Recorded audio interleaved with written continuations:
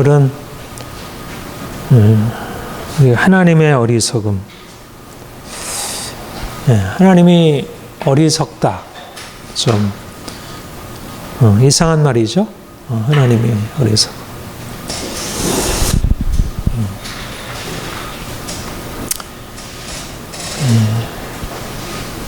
우리가 지혜로운 자가 되어야 할까요? 어리석은 자가 되어야 할까? 지혜로워야겠죠? 여러분들이 지혜로워지기를 축복합니다. 하나님이 지혜로 하늘과 땅을 그리고 세상의 모든 것을 창조하셨습니다.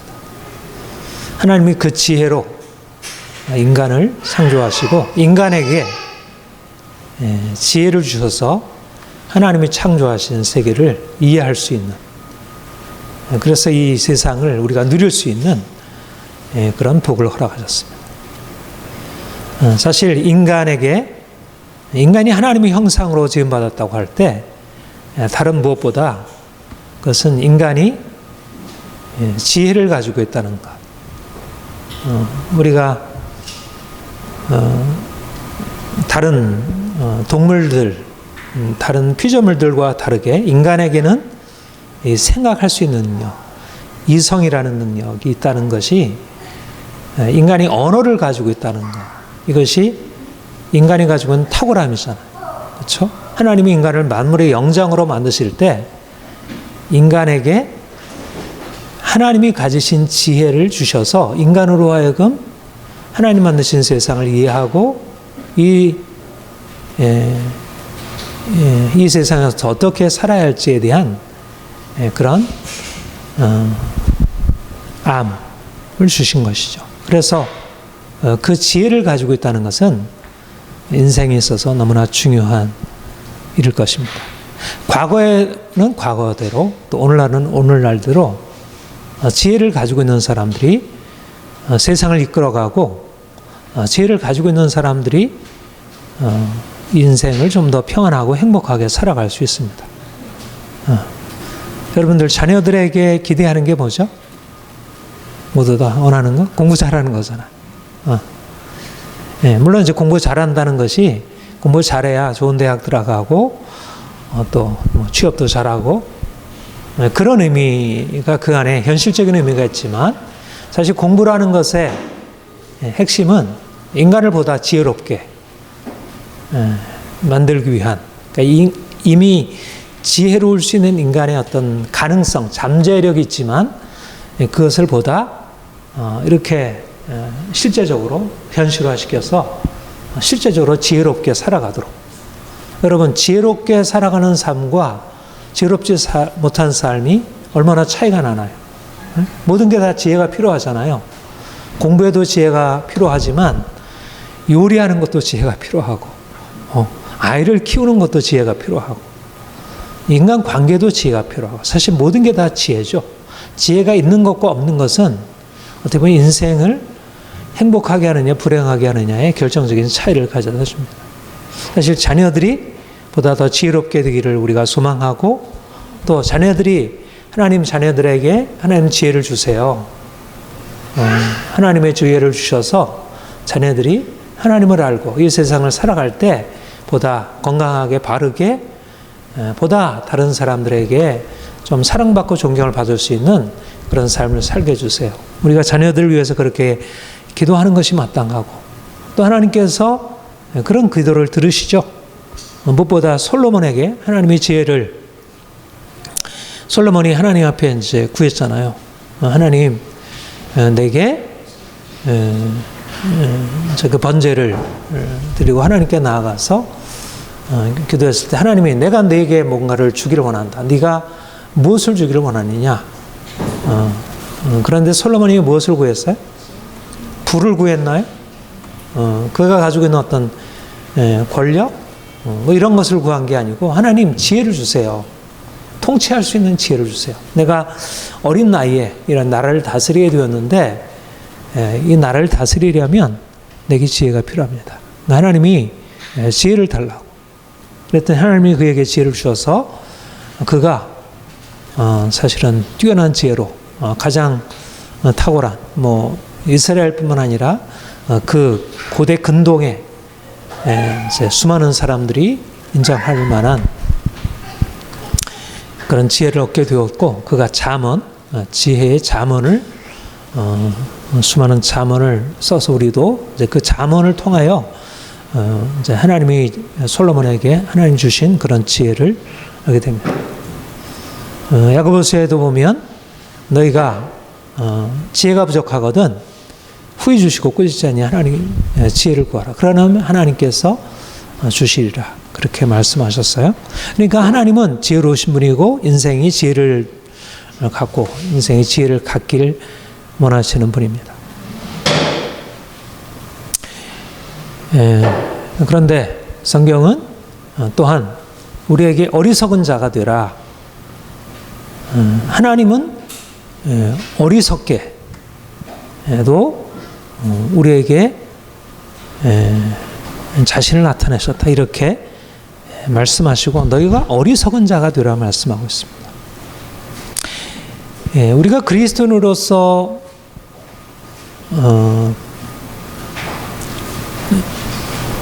하나님을 알아가고 그래서 하나님이 주신 축복을 받아서 세상에서 보다 더 지혜롭게 되는 것, 이것은 우리의 기대이고 소망이고 또 우리가 기도 제목일 수 있습니다. 그런데 사실 보다 더 지혜롭게 되기 위하여 주님이 또 우리에게 말씀하는 것은 이걸 역설이라고 하는데 어떻게 보면 서로 모순되는 것인데 하나님의 진리가 모순되는 방식으로 우리에게 주어진다는 것입니다. 어리석은 자가 되어야 지혜로운 자가 된다는 것입니다. 사도 바울이 이 본문에서 말씀하는 것도 너희가 이 세상에서 어리석은 자가 되어야 한다. 하나님이 어리석게 우리에게 그 자신의 지혜를 나타내셨다. 이렇게 말씀하시고 우리가 이 세상에 살 때 어리석은 자가 되어야 한다. 여러분 왜 어리석게 되어야 말씀할까요? 하나님이 우리에게 지혜를 주시길 원하시고 하나님 모든 지혜의 근원 되신 분이신데 왜 우리가 어리석은 자가 되라 하실까? 무엇일까요? 왜 그럴까요? 어떤 의미일까요? 여기서 말하는 어리석은 자라 함은 세상의 관점에서 지혜에 대하여 어리석은 자가 된다는 것입니다. 하나님이 어떤 때는 지혜롭다 하라 하시다가 어떤 때는 어리석게 되라 왔다 갔다 하시는 분이거나 이 말했다 저 말했다 전혀 모순되는 그럼 정신병자죠. 그렇죠? 하나님이 지혜로우신 분이고 우리가 지혜롭기를 원하시고 지혜로 축복하시지만 우리에게 어리석은 자가 되라고 하는 것은 우리가 하나님 편에서의 지혜를 갖고 살아가기보다는 사실 하나님 없이 잘못된 지혜, 세상이 가지고 있는 그 지혜를 받아들여서 우리가 그 세상의 지혜로 지혜로운 자가 되려고 하니까 실질적으로 어리석은 자가 되고 있다는 것입니다. 그래서 참으로 지혜로워지려면 세상에 있어서의 지혜를 내려놓고 이제 세상의 지혜에 있어서 어리석은 자가 되어야 한다는 것입니다. 무슨 말인지 이해가 되시겠죠? 말하자면 세상의 지혜와 하나님의 지혜가 다르다는 거죠.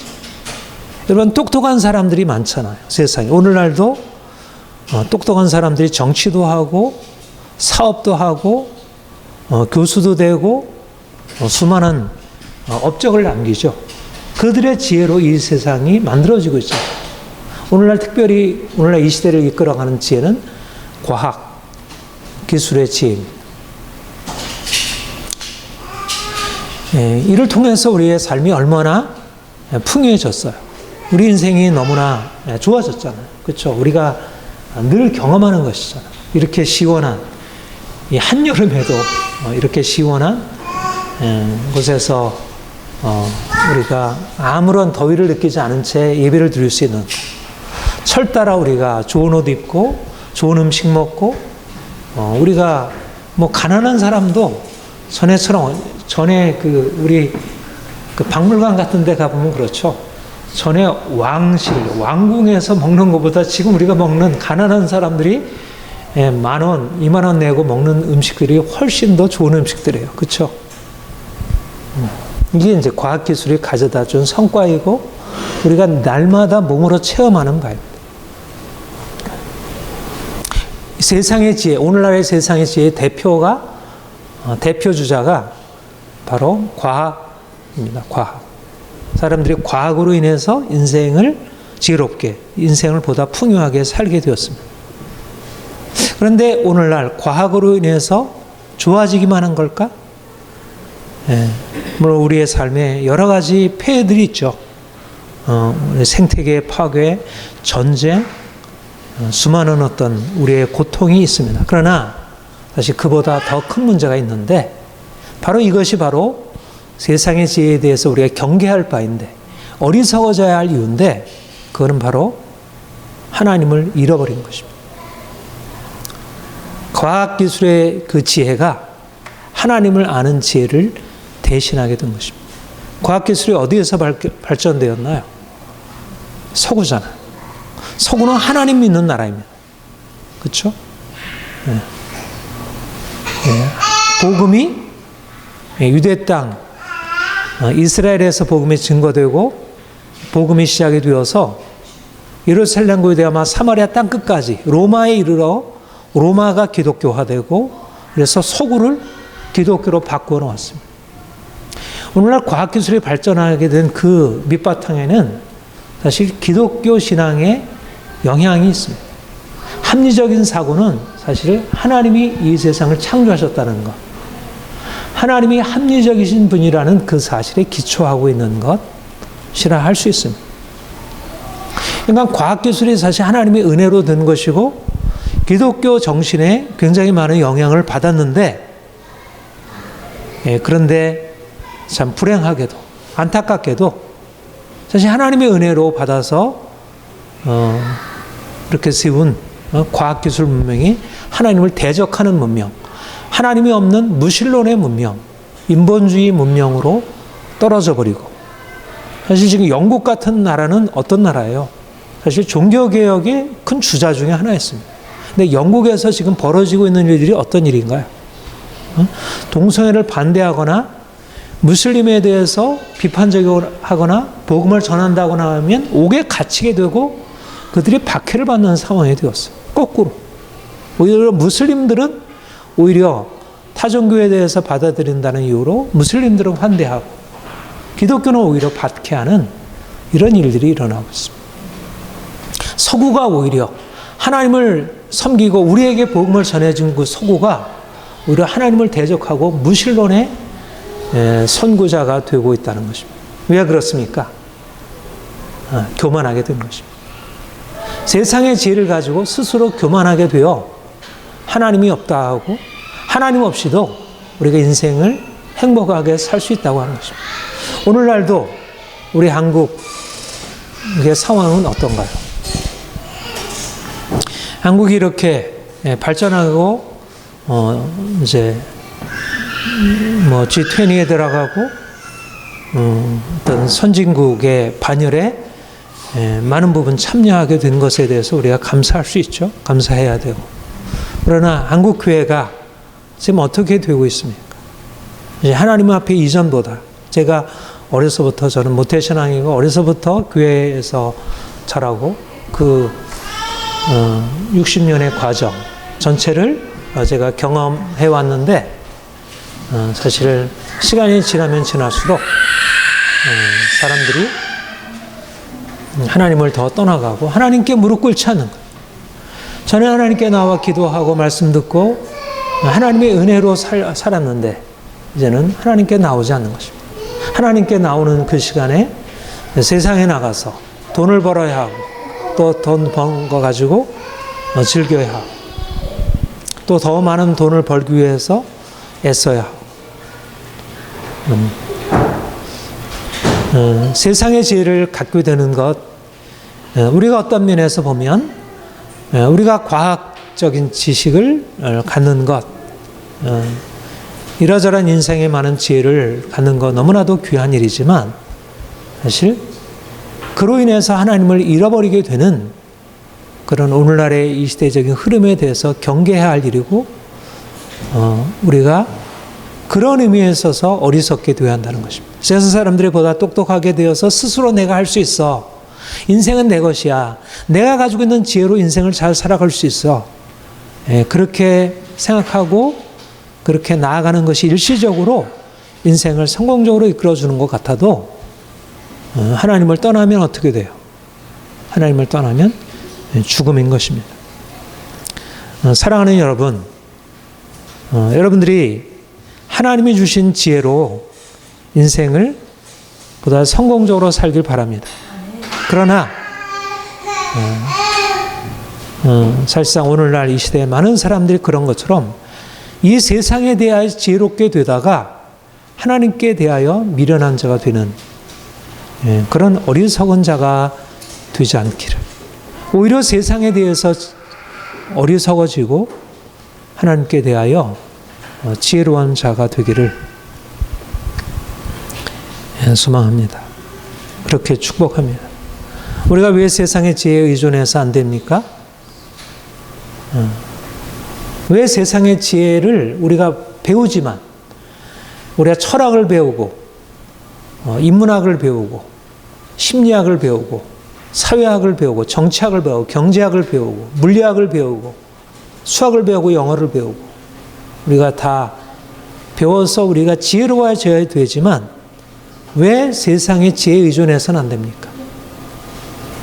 그것이 하나님께 대하여 미련한 것이기 때문에 이거는 과거나 지금이나 동일합니다.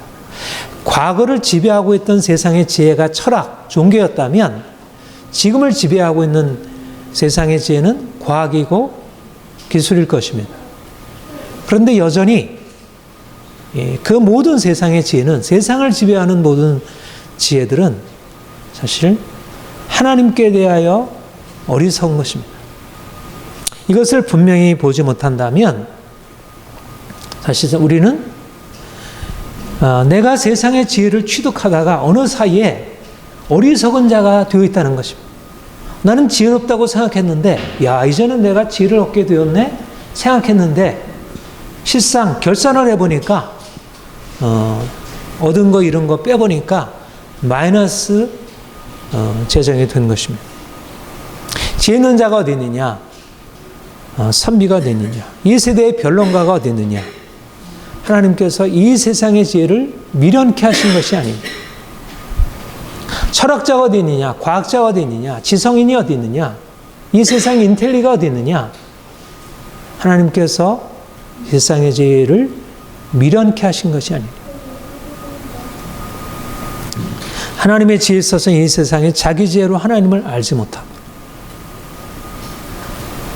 여러분,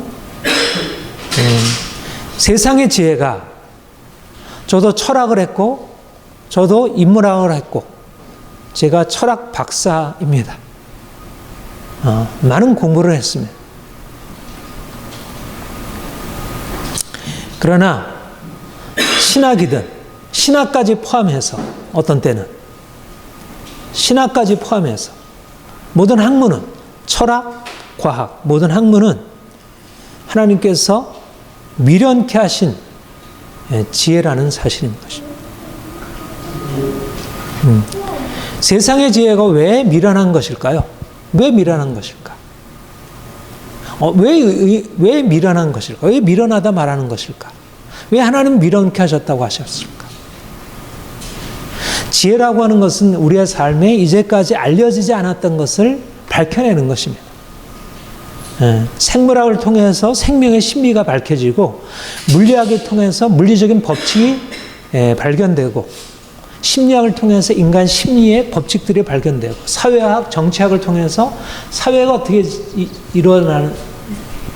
형성되는지 어떤 사회가 좋은지 어떤 정치가 좋은지 그것을 드러내는 것이죠. 이 모든 것은 다 지혜이고 이것은 우리의 삶에 유익한 것입니다. 그러나 분명한 사실은 뭐냐면 그 모든 세상의 지혜의 근원은 보이는 것입니다. 인간의 육체의 지혜입니다. 말하자면 그 지혜의 전제는 하나님이 우리에게 말씀하신 하나님의 말씀에 기초한 것이 아니라 눈에 보이는 우리의 경험을 바탕으로 한 우리의 이성적인 판단.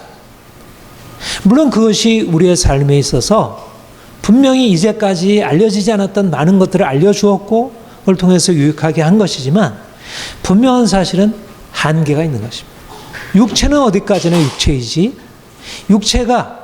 육체를 넘어서 있는 일, 영적인 일까지도 다 알 수 있는 것이 아니고 그것이 우리의 삶의 모든 인생이 어떻게 살아야 할 인간은 단지 육체가 아니라 영혼이고 인간은 근원에 있어서 영적인 존재이고 하나님이 인생을 다스리시고 하나님을 알므로 말미암아 인생이 무엇인지 인생이 어떻게 살아가는지 아는데 육체의 지혜로서의 과학이라고 하는 것은 나름대로의 심리의 법칙을 발견해낼 수도 있고 생명의 법칙, 어떤 이 세상에 돌아가는 이치들을 밝혀낼 수 있지만 그것이 온전한 지혜가 될 수는 없다는 것입니다.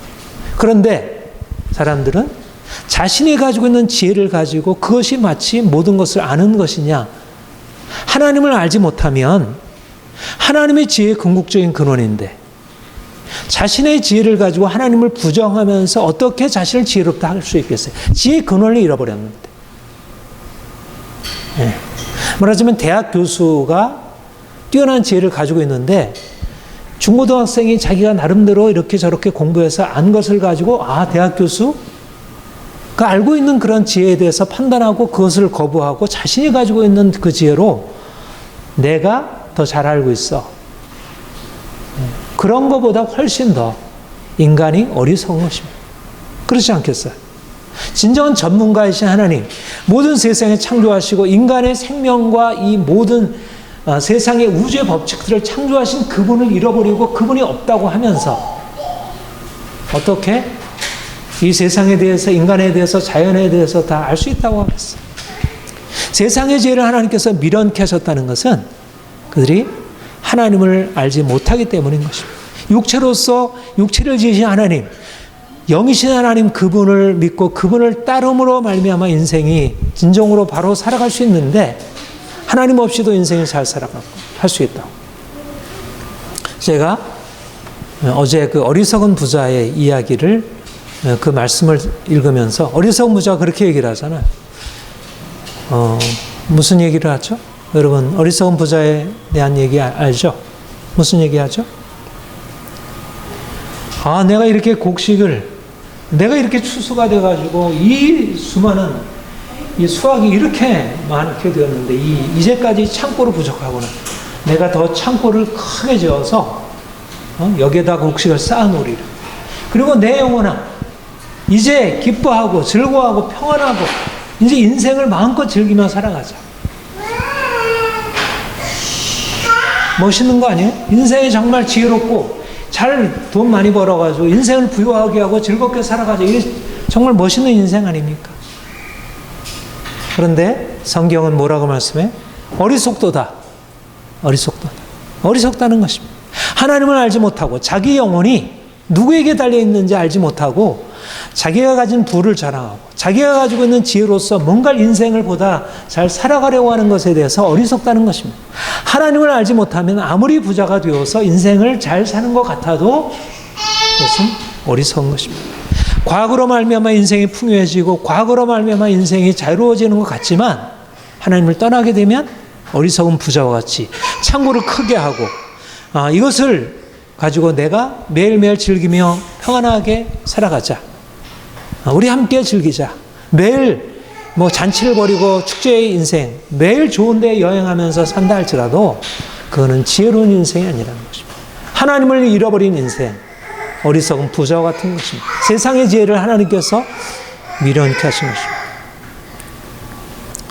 야고보서에서도 그런 말씀이 있어요. 너희 중에 어떤 사람이 어떤 다른 나라 도시에 가서 내가 사업을 크게 해서 확장해가지고 돈을 많이 벌리라고 하는 사람은 허탄한 자랑을 하는 사람.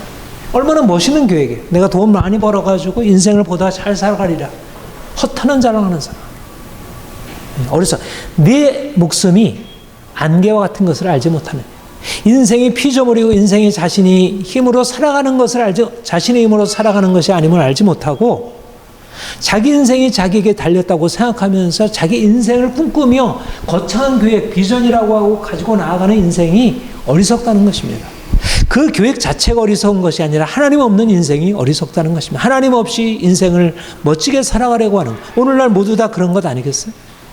오늘날 사람들이, 돈이 있는 사람들이, 권력을 가지고 있는 사람들이, 많은 사람들로부터 사랑받고 인정받는 사람들이 가지고 있는 인생에 대한 계획이었던 거예요. 하나님이 내게 주신 이 귀한 은혜를 가지고 내가 하나님을 영화롭게 하고 하나님을 기쁘시게 하고 많은 사람들에게 하나님의 은혜를 나타내는 인생을 살지. 그렇게 하나요? 자기를 위하여? 어리석은 인생인 것입니다. 그리고 보다 더 근본적인 것은 무엇이에요? 하나님을 없다 하고 하나님을 대적하고 말씀에서 떠나는 것입니다. 십자가의 도가 멸망하는 자들에게 미련한 것이요. 많은 사람들이, 돈을 가지고 있는 사람들이, 지혜를 가지고 있는 사람들이 자신의 지혜를 가지고 하나님이 없다 하고 십자가의 도를 미련하게 여기고 예수 그리스도를 믿음으로 말미암아 우리가 구원받고 그 안에서 진정한 행복을 누리고 산다는 사실들을 잃어버리고 그걸 미련하게 여기고 세상의 지혜를 쫓아서 좀 더 부하게 되는 좀 더 인생을 행복하게 되는 그 길을 쫓아서 간다는 것입니다. 복음을 떠나게 된다는 거예요. 이제는 이 세대의 통치자들이 한 사람도 알지 못하였나니 만약 알았다면 영광의 주를 십자가에 못 박지 아니했으리라. 이 세상의 지혜가 한 일이 무엇입니까? 영광의 주를 십자가에 못 박은 것입니다. 예수님을 알지 못하게 될 때, 하나님을 알지 못하게 될 때 그들이 자신의 지혜를 가지고 오히려 하나님을 대적하고, 요한복음 1장에도 그렇게 말씀했죠. 참빛, 하나님께서 보내신 빛이 왔지만 세상이 그를 영접하지 아니하는 것입니다. 빛이 왔지만 사람들이 가지고 있는, 이미 자신이 빛을 가지고 있다고 생각하기 때문에 하나님을 배척한 것입니다. 누가 하나님을 배척했습니까? 지혜로운 사람들이 하나님을 배척한 것입니다. 바리새인들, 당시의 부자들, 관원들, 통치자들이 하나님을 배척한 것입니다. 오늘날도 누가 하나님을 배척합니까? 바로 세상의 지혜자들, 무엇인가 가지고 있는 사람들이 하나님을 배척하는 것입니다.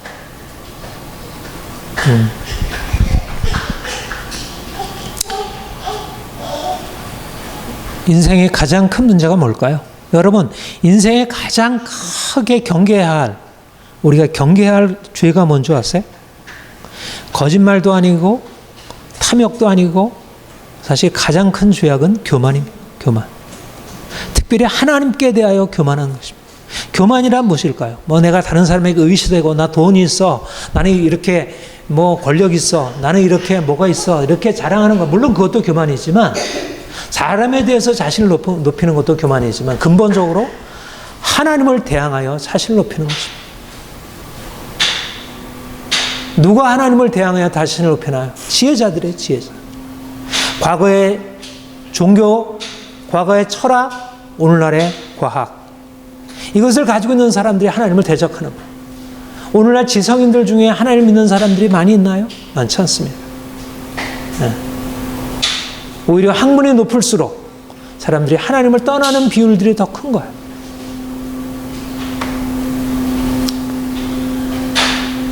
그리고 가지고 있는 것이 많으면, 돈이 있고 권력이 있으면 하나님을 더 떠나게 되는 것입니다.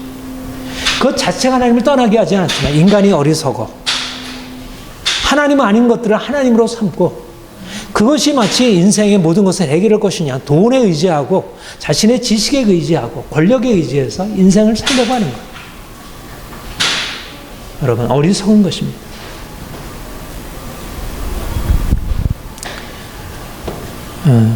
이런 세상에 대하여, 이런 세상의 흐름, 이런 세상의 방향에 대하여 우리가 거슬러 가야 할 것입니다. 물론 우리가 세상의 지혜들, 과학도, 철학도, 인문학도, 우리 인생의 여러 가지 경험도 우리가 습득하고 그것을 우리가 활용해야 하지만, 또 하나님을 떠나게 만드는, 하나님 앞에 우리 스스로를 교만하게, 하나님 없이도 살 수 있다고 생각하는 그런 세상의 지혜에 대하여 우리가 죽어야 할 것이고 어리석은 자가 되어야 할 것입니다. 하나님의 방법은 세상의 방법과 다릅니다. 세상이 지혜롭게 되는 것이 세상의 길이었다면 하나님의 방법은 오히려 어리석게 되는 것이었습니다. 예수님을 십자가에 못 박은 것이 세상의 지혜였다면 오히려 세상에 의해서 십자가에 못 박힌 예수 그리스도, 그분이 하나님의 지혜였습니다. 여러분, 이것이 놀라운 비밀입니다. 하나님의 어리석음. 세상은 자신의 힘을 가지고 예수 그리스도를 십자가에 못 박았어요. 자신의 안전에 위협이 된다고, 자신이 가지고 있는 그런 지위를 위협한다고 예수님을 십자가에 못 박았어요. 그런데 예수님은 거기에 대해서 자기 힘으로 대항하지 아니하시고 오히려 십자가에 못 박으셨어요.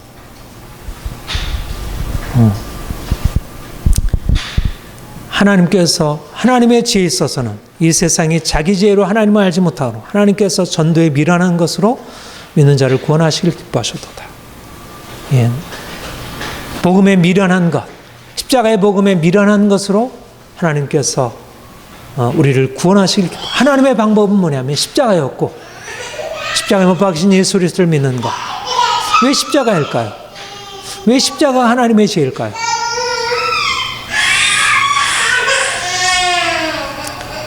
예, 세상의 지혜는 하나님 없고 하나님이 없다 하고 오히려 하나님을 잃어버린 교만에 이르게 되었습니다. 이것이 세상의 지혜에 가는 방향이었어요. 결국 세상의 지혜가 한결같이 가는 방향은 그 방향이에요. 그렇지만 않다면 우리가 과학을 배척할 이유가 없고 철학을 배척할 이유는 없죠. 그런데 세상의 지혜는 하나님을 부정하는 어리석음에 이르게 되는 것입니다. 그런데 십자가의 지혜는 뭐예요? 인간의 교만을 깨뜨리고, 우리 하나님 앞에 우리가 인간이 아무것도 아니고 하나님의 은혜만이 우리를 건지고 살리신다는, 하나님의 누구신지 우리에게 밝혀주시고 우리로 하여금 하나님을 알게 하는 것입니다.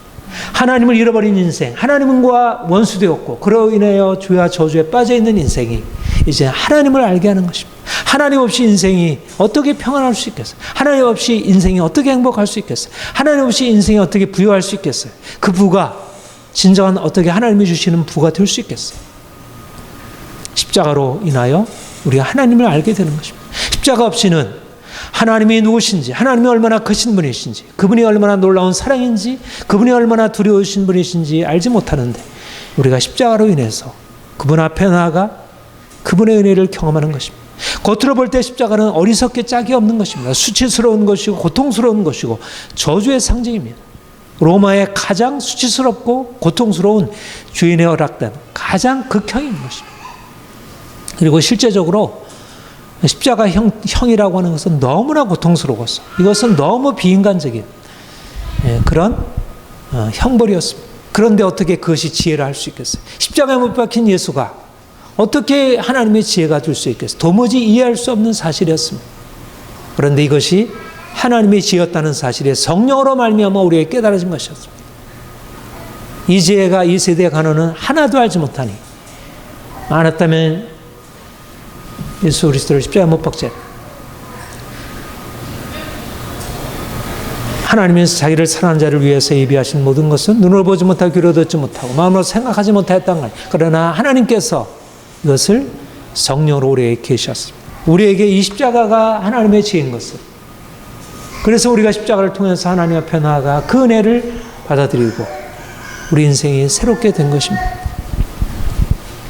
여러분, 우리가 어떻게 살아야 할까요? 어리석게 되는 것입니다. 예수님처럼 사는 것입니다. 예수님은 어떻게 사셨나요? 예수님이 이 땅에 사실 때 지혜롭게 사셨나요? 어리석게 사셨나요? 어떻게 보면 그분은 가장 뛰어난 지혜로 살았습니다. 그러나 세상의 지혜로 볼 때 그분은 어땠어요? 어리석은 자였습니다. 어리석기 때문에 그를 십자가에 못 박았고 세상을 위협한다고 느꼈기 때문에 그분을 세상은 십자가에 못 박았습니다. 바리새인들에게 예수님은 어떤 분이셨어요? 어리석은 분이었습니다. 그분은 자기가 사람들이 자기를 미워할 줄 알면서도 안식일에 병을 고치시고 자신은 하나님의 아들이라 말하시고 그리고 주인들과 함께 어울리시고 어리석은 분이었습니다. 그분은 하나님께 철저히 순종하시며 죽기까지 순종하셨어요. 너무나도 어리석은 삶을 살았어요. 자신을 내어주시고 가난한 자들을 영접하셨어요. 여러분, 우리가 이 땅에 사는 동안 어떻게 살아야 할까요? 세상처럼 지혜롭게 살아야 할까요? 보다 강하게 되고 사람들에게 자신을 주장하고 어떻게든지 내 것을 빼앗기지 않고 내 인생의 모든 것은 내 자신을 위한 것, 나만을 위한 이런 인생 살아가야 할까요? 세상 속에서 지혜로운 사람들은 보다 이기적이고 보다 자신을 높이고 자기를 주장하고 다른 사람이 결코 지지 않는 그런 인생입니다. 그러나 십자가에서 주님이 우리에게 나타내 주신 것은 그런 인생이 아닙니다. 어리석은 인생, 세상이 볼 때 어리석은 자가 되는 것입니다. 너희 중에 누구든지 지혜로운 자가 있거든 어리석은 자가 되라. 그래야 지혜로운 자가 되리라. 여러분, 우리가 원하는 것은 물론 세상 속에서도 지혜로운 사람이 되기를 원하고 공부도 잘하고 사람들과의 관계 속에서도 정말 지혜로운 사람이 되어야 하겠지만, 그러나 세상이 볼 때, 세상의 지혜 기준으로 볼 때 어리석게, 예수님처럼, 예수님은 굉장한 지혜로운 사람이었음을 당시의 바리새인들도 알았지만, 그러나 예수님의 지혜는 당시의 사람들이 받아들일 수 있는 지혜의 용량을 벗어난 것이었고, 그들의 지혜의 기준으로 보면 그분은 어리석음도 그런 어리석음이 없는 것입니다. 오히려 세상의 지혜를 깨트리고 위협하는 그런 지혜였습니다.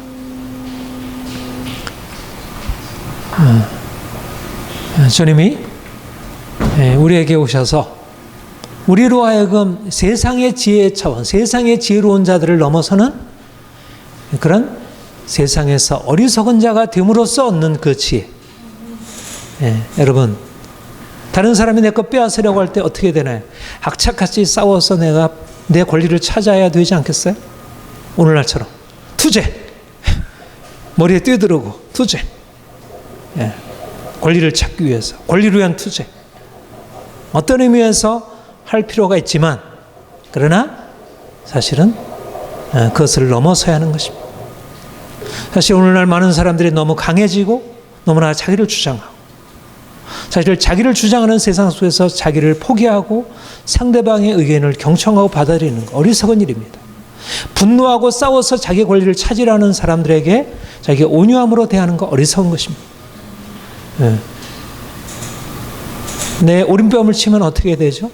나는 두 대를 때려야 되죠. 그래야지 내가 지지 않는 것이죠. 그런데 예수님은 오른뺨을 치면 왼뺨을 돌려대라. 나를 저주하고 나를 미워하는 자를 대항해서 내가 함께 저주하고 대항해 싸우는 것이 아니라 오히려 그들을 축복하고 그들을 위해서 기도하는 것입니다. 악으로 내 아를 대하는 자들에게 선으로 악을 갚는 것입니다. 예수님의 삶의 방식이었어요. 그 어리석음이 세상을 정복한 거예요. 그 어리석음이 세상을 정복한 것입니다. 그 어리석음이 세상을 이긴 것입니다. 여러분, 하나님의 어리석음, 예수 그리스도께서 이 땅에 사신 방법, 오늘날도 많은 사람들이 참으로 보다 더 지혜롭게, 보다 더 능력 있게 살기를 원하지만, 진정으로 필요한 것은 사실 이 하나님의 어리석음, 십자가의 길, 예수님의 삶의 방식을 취하는 것입니다. 사랑하는 성도 여러분, 우리는 이 세상 가운데 살고 맹수가 들끓는 세상 속에 살고 있습니다. 맹수가 들끓는 세상 속에 살면, 함께 맹수가 되지 않으면 내가 살아남을 수 없다는 그런 위기감이 있습니다. 양처럼 살아가지고 어떻게 우리가 살아남을 수 있겠어요? 그런데 우리는 어린 양 예수 그리스도를 따르는 사람들, 목자 되신 주님을, 그분의 보호 아래서 사는 사람들입니다. 우리가 세상의 맹수처럼 강하게 되는 것이 아니고, 십자가 못 박히신 예수 그리스도, 죽임당하신 그 어린 양 예수 그리스도와 함께 어린 양이 되고 다른 사람을 축복하고 섬기는 자가 되는 것입니다. 주님이 우리를 그렇게 세상에 대해서 어리석은 자가 된 우리를 오히려 미련한 자들을 택하사 세상의 지혜로운 자들을 부끄럽게 하시는 하나님의 놀라운 기적을 나타내실 것입니다. 사랑하는 성도 여러분, 우리는